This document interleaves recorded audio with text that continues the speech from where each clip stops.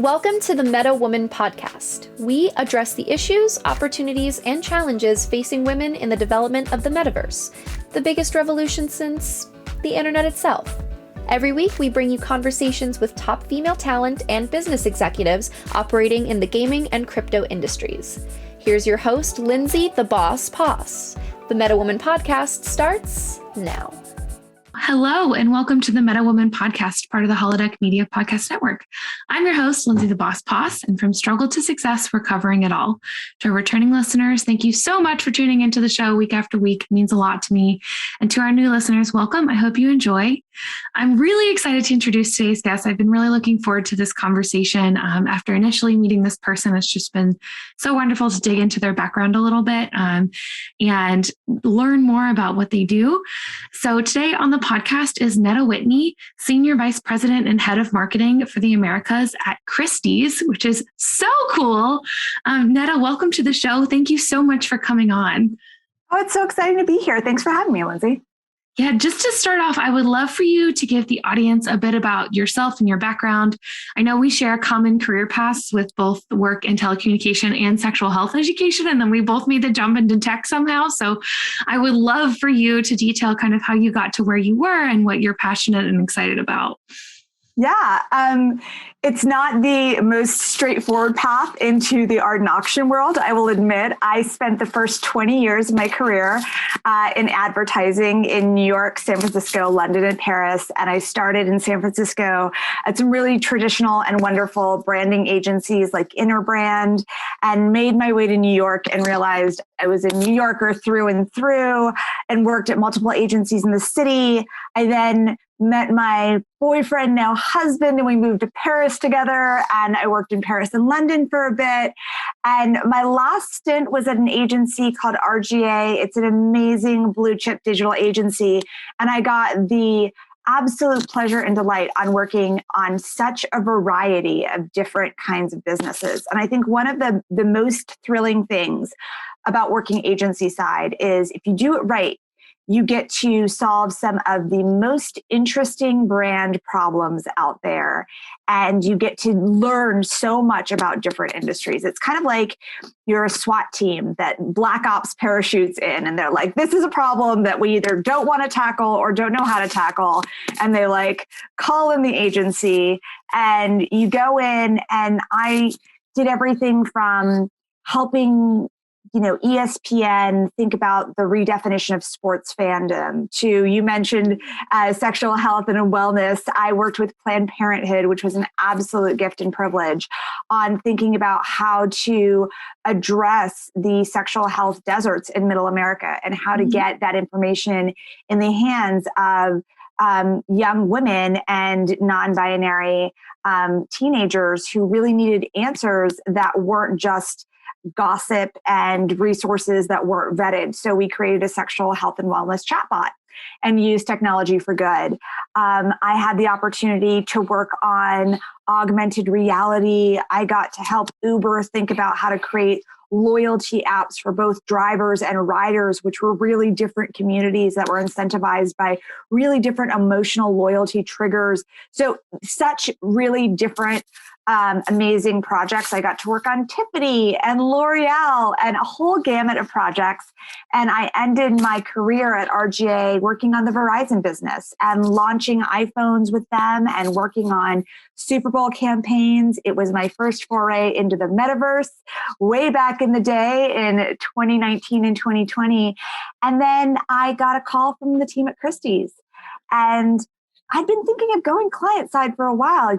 It's really exciting to get that phone call and get to solve some of these really hard problems. But I was left a little unfulfilled by not being able to see things from start to finish and to learn and iterate. And I really wanted to be able to, do the whole thing nose to tail. And when I got the call from Christie's, it was such an interesting time. We were and still are in the midst of a global pandemic. I don't know when I get to stop saying I know. In the midst of a global close, pandemic. But also far away. So far away. It's like, how long's a piece of string?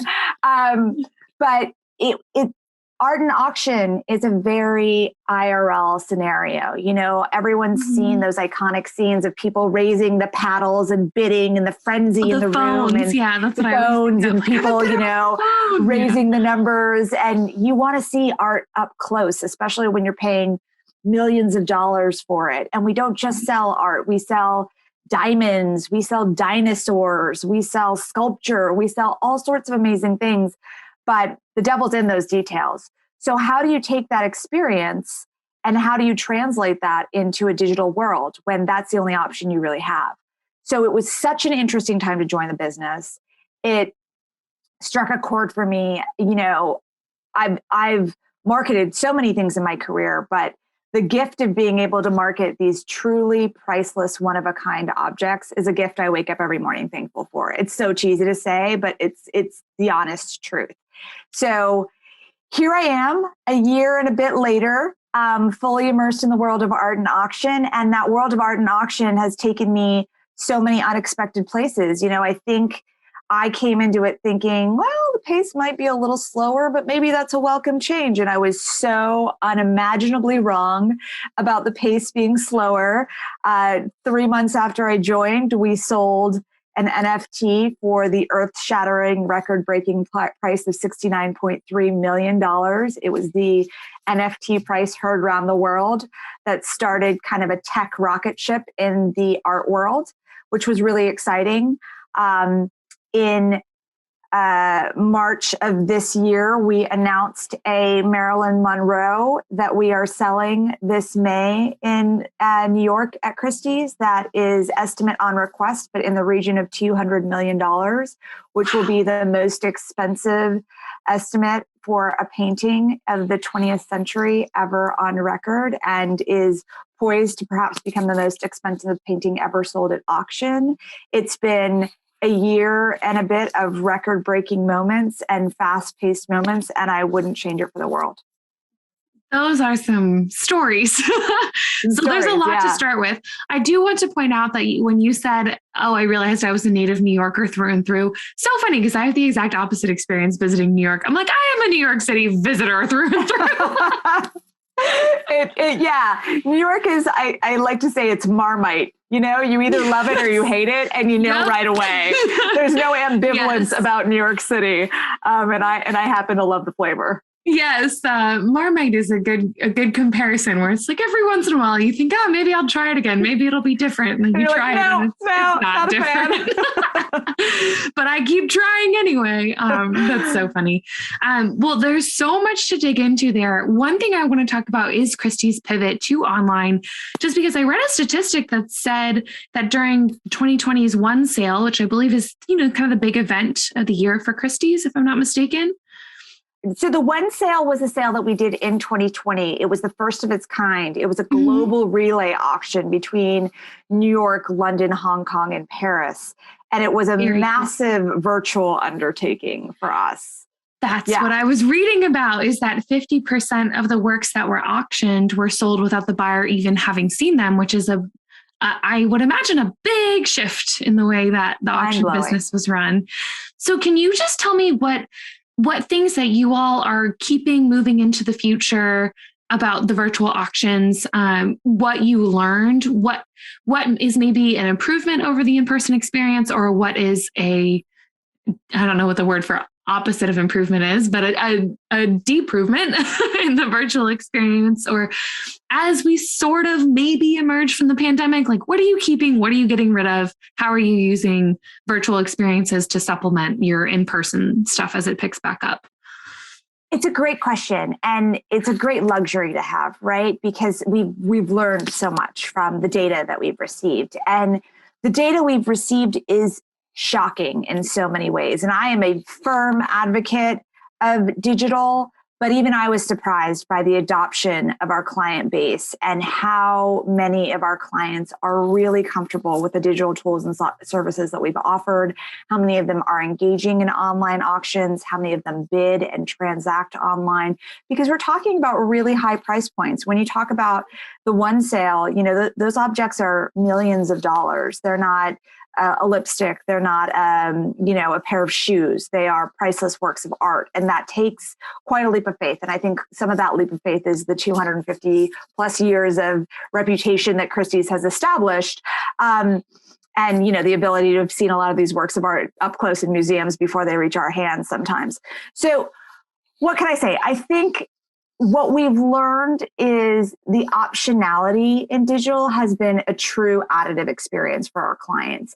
Being able to give them the option to view an auction in a live stream format that has the same effect as a TV program. I mean, our live streams are award-winning produced live streams. They're not just like one guy on a shaky camera in the back of the room. And being able to provide them that option if they don't want to or can't travel, I think that is huge. And I think that is something that our clients are grateful for and will continue to want. I think offering them tools like super zoom photography, like augmented reality, the ability to take a piece of art or even a sculpture that's huge and you can't transport it and see what it looks like in your backyard, but with augmented reality technology, you can. I think that's something we won't be walking away from anytime soon.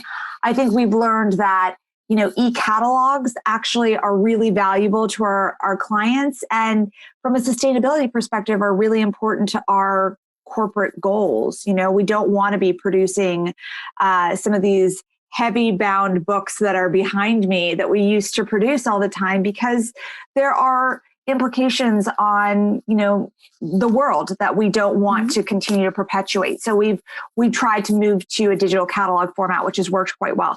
So there's a lot of things that, we are seeing that we will continue to do. I think, will we be fully virtual in our auctions? No, we're so excited to welcome people back into our auction rooms at 20 Rockefeller Center and King Street and around the world. We had live auctions in the fall last year.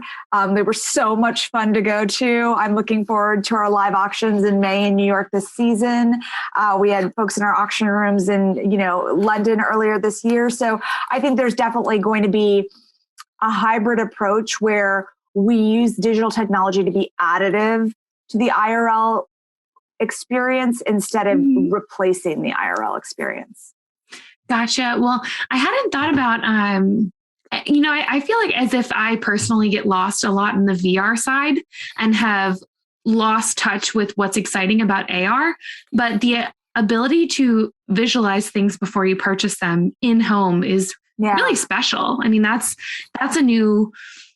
I guess in past 3 to 5, maybe even less than 5, maybe more like 2 to 3 years, an experience that I can imagine in the industry you're in makes a huge difference in the way clients think about purchasing and what they think about purchasing if they can sort of place it. It's like having a dressing room for free almost, that's and really we use cool. VR technology as well. We've done full home walkthroughs in VR, which is really exciting. And we've used hologram technology, which is really exciting. Ooh, yeah. Tell me more about that.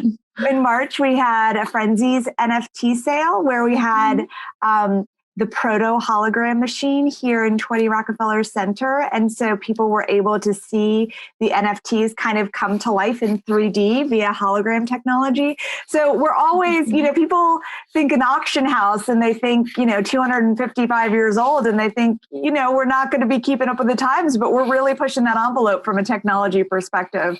We're always experimenting with the new and the latest.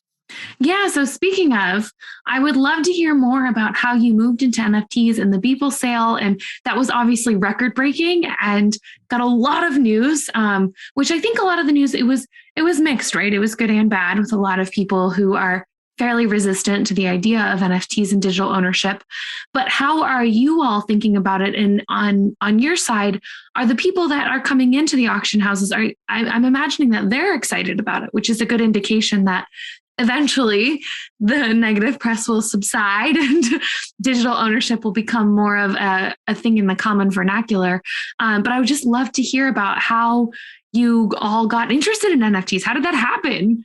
Yeah. And so funny enough, everyone knows us for Beeple as our first NFT sale, but our first NFT sale was in 2020 with a work by Robert Alice, the artist, and there was code in the work, and we actually NFT'd some of the code that was embedded in the work. The Beeple sale, though, was not even arguably is our most well-known NFT sale, probably is the most well-known NFT sale, if I might be so bold. And, that came to us through a lot of hard work that the team here at Christie's did. We have an extremely passionate, curious, thoughtful group of specialists who had been researching the space, been really curious about the space, been engaging with the NFT space. And I think curiosity and engagement in the NFT space are two of the most important tools for success in that space, and really listening and thought that it made a lot of sense. I mean, I think we are primarily at our core about art in all of its format. So whether that format is paintbrushes or pixels, we are a platform for great art to come to bear and to succeed. And we just couldn't ignore this groundswell around NFTs. And so we partnered with Maker's Place, and we did some digging into this artist, Beeple, aka Mike Winkleman, and he was nothing if not prolific.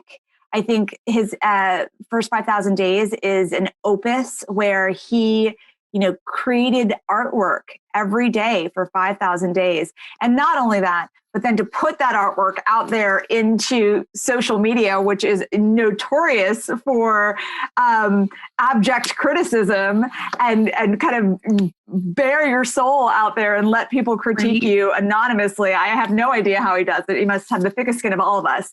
And I think, love it or hate it, all art is subjective. You have to admire the grit that went into a project like that. And we did. And so a group of us came together and we decided we wanted to move forward with it. And not only do we want to do the NFT sale, we want to do the sale accepting crypto, which was another, yet another hurdle. And we wanted to market to a whole new audience. I hadn't even thought about that. It's so obvious, but that's a completely new system to implement. Yeah, it was purchased in ETH. And we wanted to market it to a whole new group of people. You asked the very thoughtful question, who are the buyers? And the buyers for our NFT works, of which we sold in 2021 over $150 million worth of NFTs. They are overwhelmingly the crypto native audience. They are digital creators. They are not our traditional art audience that has kind of swung the pendulum into the crypto and digital world, with a few exceptions. When we sold some Andy Warhol NFTs, when we sold some more traditional artists that had dipped their toes into the NFT space, we saw a little bit of crossover, but by and large, they are folks from the digital art and NFT space. So we had to market to them, which was a big challenge. That was going to be my exact question. Yeah. Was you as a marketer, how were you thinking about reaching these folks? Well, it was in the heyday of Clubhouse. Remember when Clubhouse was all the rage? The very brief moment in time. I know, but it was like, oh my God, we have to be on Clubhouse. How are we going to get channeled? Who has an invite? Who has an invite? It was like the thing. And so we were there. We were on Clubhouse. We were doing Clubhouse chats, a couple times a week, and we were getting invited to different clubhouses to talk about it. And I just remember when the sale was happening, we were all tuned into Clubhouse, hearing people live chat about the sale and the numbers that were being reached. And it was so exciting. But yeah, we were on Clubhouse. We got really engaged on Twitter because that is where our crypto native community is. Mm-hmm. A few of us are on Discord, kind of on different channels. But it's more personally and not as a firm. And we just stay engaged with the community. I do a lot of speaking. A lot of our specialists do a lot of speaking. We go to NFT NYC, NFT Now, ETH Denver, NFT LA. We go to a lot of these conferences and panels and make sure that we are out there talking the talk, and also helping to demystify what NFTs are, so that it's not only accessible to our crypto native NFT collectors, but also more traditional art collectors. I was on a panel at the Aspen Institute not too long ago, which was attended solely by traditional art collectors trying to understand more about the NFT space. I think a lot of people are interested and afraid to ask. Mm-hmm. So, making sure we're educating people about the space. Yeah, not from the art world, but from my own personal world. I have so many friends who are just not interested in crypto. And yet I know many, many people who collect Funko Pops. And I came up with a personal rule that if you own a Funko Pop, you are not allowed to make fun of anyone who purchases an NFT. Yeah, that sounds fair to me. Right. It's, there's a whole crowd of people out there looking to collect and be part of a community in various ways and various expressions. And with everything else moving online, I'm not sure why that type of community building, collecting, being part of something, purchasing assets wouldn't be also moving online in some form or fashion. So, agree. Yes. And I think, and I didn't answer this part of your question, but you mentioned digital ownership, and it's a really important part of the equation, right? Because when we sold the Beeple, and kind of every time we sell an NFT, someone makes the argument about right click save. Yep. And to that argument, I say, we're selling Andy Warhol's Marilyn Monroe. It's going to sell for hundreds of millions of dollars. You can go buy a poster of it at Barnes and Noble. And they are not the same thing. And so fundamentally, physical and digital, it all comes down to the question of ownership. And you have to ascribe to the idea that there is something special and important and meaningful about ownership, whether in a digital realm or in a physical realm. And I believe in that. And I think the people that are in the NFT community believe in that. And not only do they believe in the concept of ownership, but they also believe kind of in this greater metaverse concept, that in a future where we spend more and more of our time in some meaningful way, right, digital environment, owning a lot of these kind of digital artifacts will be akin to owning a lot of the traditional artifacts that Christie's is known for selling. So if you could have owned, Jean-Michel Basquiat when he was an up and coming artist, it's kind of what you're doing when you own a CryptoPunk right now, when a small percentage of, it's still really, really expensive, but it's only going to be more expensive in 20 years. So I know. Well, it's so silly to me that we've translated so much of our lives online already. I don't think anyone wants to go back to, paper billing and sending in bills. So why wouldn't other types of ownership, why wouldn't other types of assets, why wouldn't other types of just community? Because a lot of NFT communities, I sort of think of almost like sports teams. You're purchasing an asset, you're becoming part of something, you're talking, you're trading with other fans, you're discussing newest drops. It's so similar to me to any other type of fandom. And there's collectibles associated with it the same way there's collectibles associated with any traditional sports team. A great analogy. Instead of buying a jersey, you're buying an NFT of something that team has created. And I can't understand. Well, I suppose I can sort of understand the resistance because there's been a lot of scammy and scummy things that have gone on. And there's been, unfortunately, only press attention on those, I think. So hopefully in the next 1 to 5 years, the press attention can sort of refocus and people can become more comfortable with this idea. I think there's just a lot of negativity surrounding it. It's like either you take the time to sit down and know it, or you just read headlines and think there's a lot of scammy stuff happening, which there is, and just write it all off full tilt. That's the word I'm looking for. So kind of silly. But anyways, getting back to our discussion, what is the balance that you see happening in the future between digital sales and real world sales at Christie's? As in, I imagine the digital is growing, but do you ever see that overtaking the real world ownership sales of goods? I do not. And I say that with confidence, based on the fact that, I said we did $150 million in NFT sales last year. For perspective, we did $7.1 billion in total. Oh, yeah. So, I know we're not there yet. So, I think as with anything we sell at Christie's, we will always continue to sell the most covetable, most rare, most exclusive NFTs.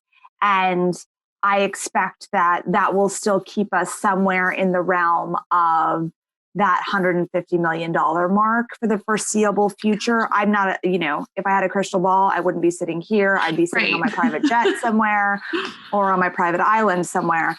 But I think, it's going to take a long, long while for NFTs to reach the level of maturation where there's enough of them out there at enough of a price point to capture the tipping point in sales. Because I think not only in masterpiece art, but in, jewelry, in rare books and manuscripts, in old master paintings, in Asian art, we do a whole raft of other items that comprise our sales.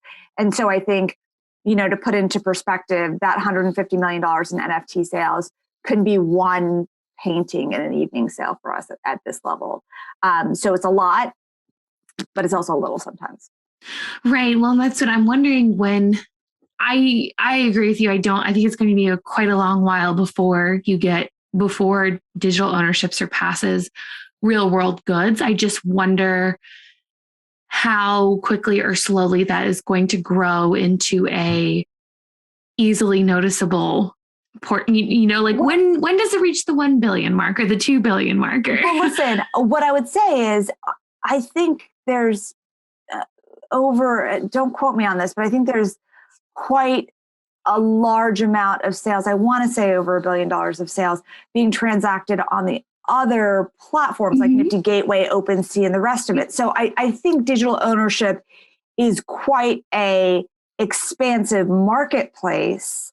I would just say that at the top echelon, there's not yet an established volume because we're dealing with a volume of art that has been established over the last, I would say 500 years. Right. So there's a lot to go around in terms of rare art and object. I think there is a huge volume of NFT sales in the hundreds of millions, if not billions, happening, but that's at all levels. And at Christie's, we're only ever going to transact at the top level. That makes sense. I'm wondering when that economy is going to, it's already developing, but I'm wondering when it's going to get out of its nascent stages.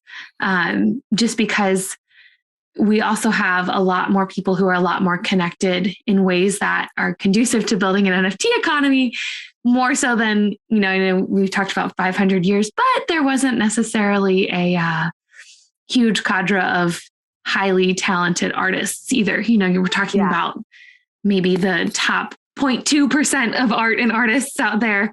And I wonder how that's going to work with all of us being digitally inclined now, and especially younger generations, like how quickly, instead of taking 500 years, I wonder if it'll take 100 or 150 or what that's going to look like. But I want to get more into this sort of supply problem because I saw a recent listing about the sale of an NFT of the first edit to Wikipedia immediately following its establishment. And that featured an interactive element that allowed the purchaser to recreate the experience of developing Wikipedia, which I thought was so cool. And I thought it was pretty neat that the NFT outsold the original computer that Wikipedia was created on. I think that does make sense in terms of Wikipedia as a digital product, as a digital good would outsell a physical good, but it's still interesting to note that the digital good did markedly better than the physical good. And we've seen similar NFTs, Jack Dorsey's first tweet sold, the New York Times article that was part of an experiment sold as an NFT. So when we talk about this volume problem, what kinds of different things are you excited to see?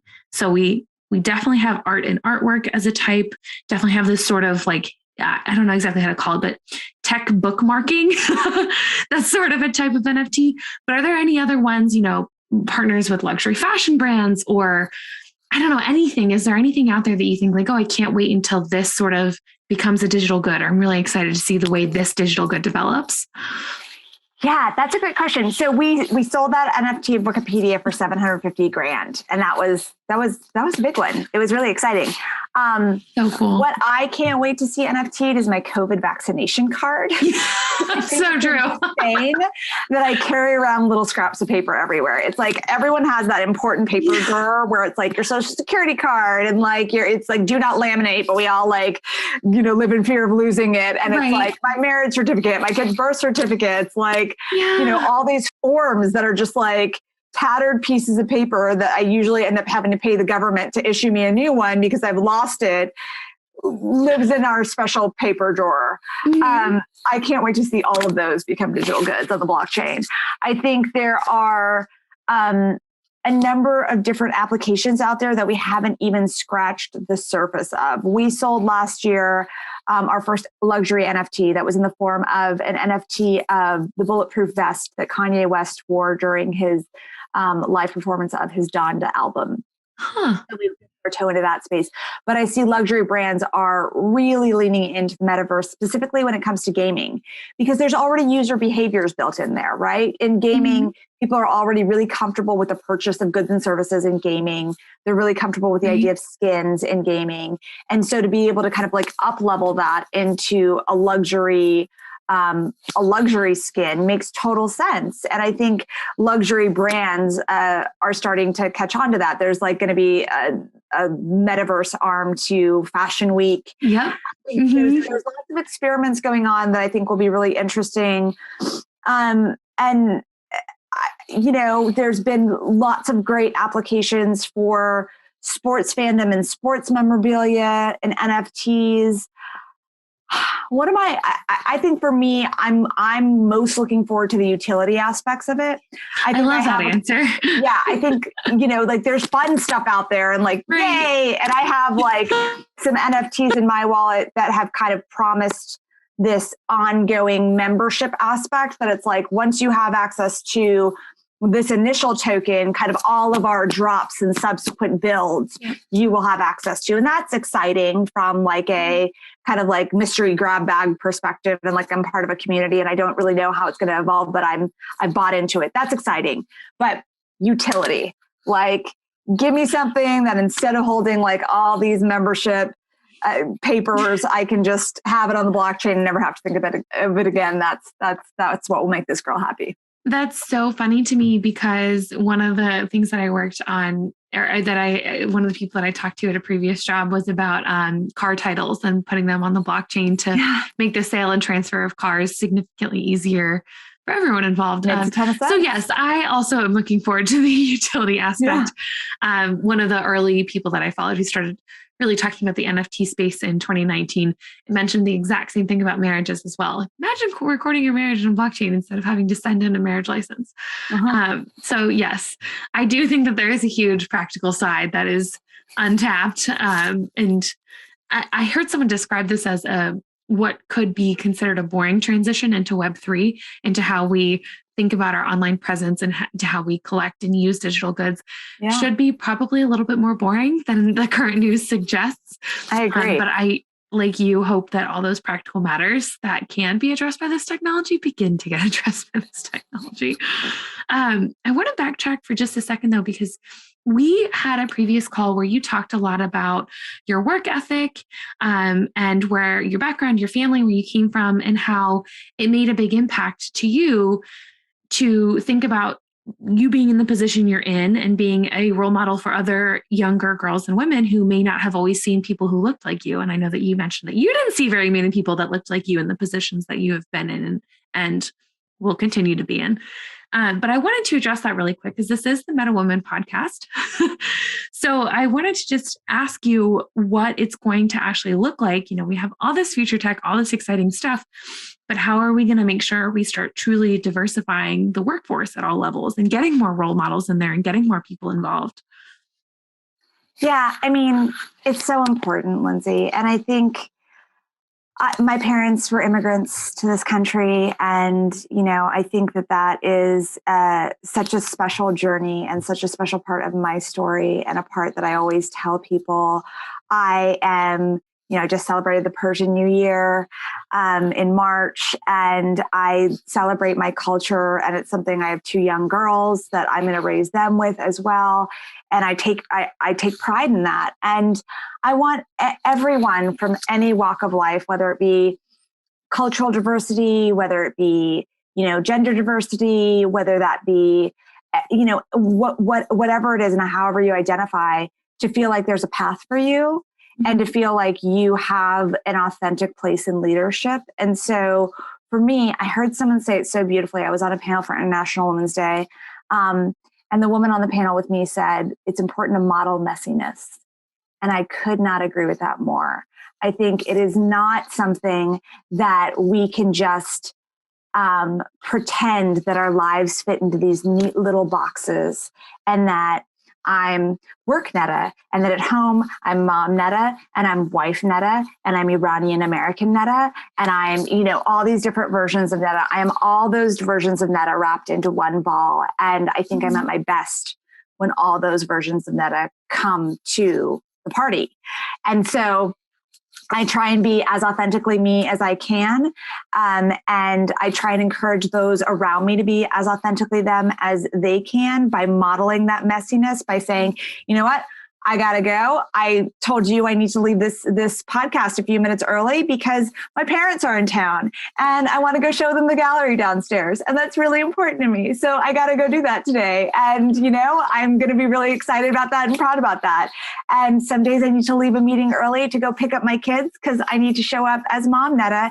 And then I hop back on a call later on that evening because I got to be work Neda. And, it's all a part of who we are. And I think modeling that messiness instead of trying to pretend there's any attainable perfection is really important.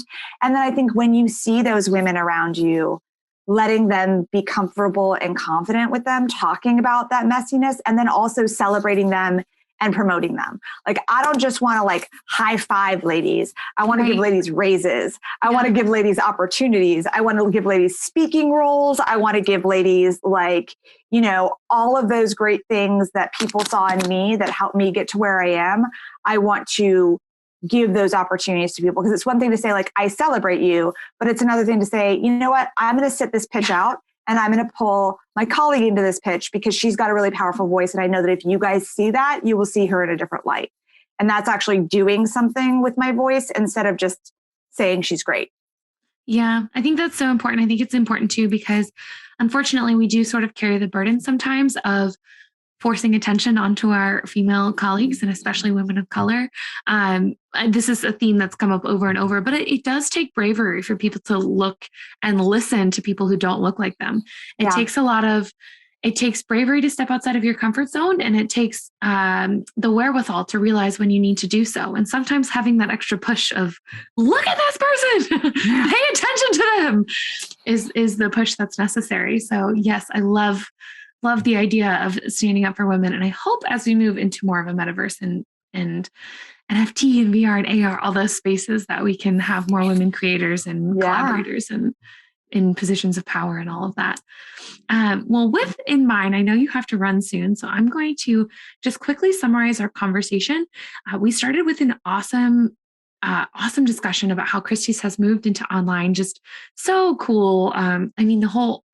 I have not been this close to the luxury auction industry in my life. So extremely fun for me to learn about that and to learn about how you all adapted during the pandemic and some of the virtual tools that you're going to wind up keeping in your arsenal, like VR and AR experiences, is really neat. Especially think it's cool that you can use AR to model some of the things that people might be purchasing in their own homes. That's very, very intelligent use of the technology. We also talked a lot about NFT sales. One thing that I thought was really interesting was about how it kind of brought in a completely different crowd for you to market to, as it were, and how it's a crowd full of cryptocurrency natives. So not necessarily the typical art crowd, but definitely a little bit different. And now you're getting some cross-contamination between the typical art and the crypto natives and back and forth, which is pretty neat. We also talked about how NFTs can be used for practical and impractical things, which I think is really important to note. There's a lot of negativity surrounding the technology itself when really the options are pretty boundless at this point. So I think I can confidently say that both of us are pretty excited to see what happens within the NFT space in the next 5, 10, 20 years. And the last thing we talked about was making sure that we boost women colleagues. It can be hard in some of the environments we're in for women to get attention. So we have to not only talk about it, but be about it and put women forward for things when they have earned and deserve it. So I like to end every episode with one special section called A Moment of Reflection. This is just a chance for you to look back on your career, offer any pieces of advice you might have to women who are looking to take the same nonlinear path that you did or are in bits and pieces of it. But what is one thing you would like to tell your younger self about getting into the tech industry and being successful? Not specific to tech, but I think just specific to life. Mm-hmm. There's 2 pieces of advice I would give my younger self and everyone's younger self. The first is take the risks. I think,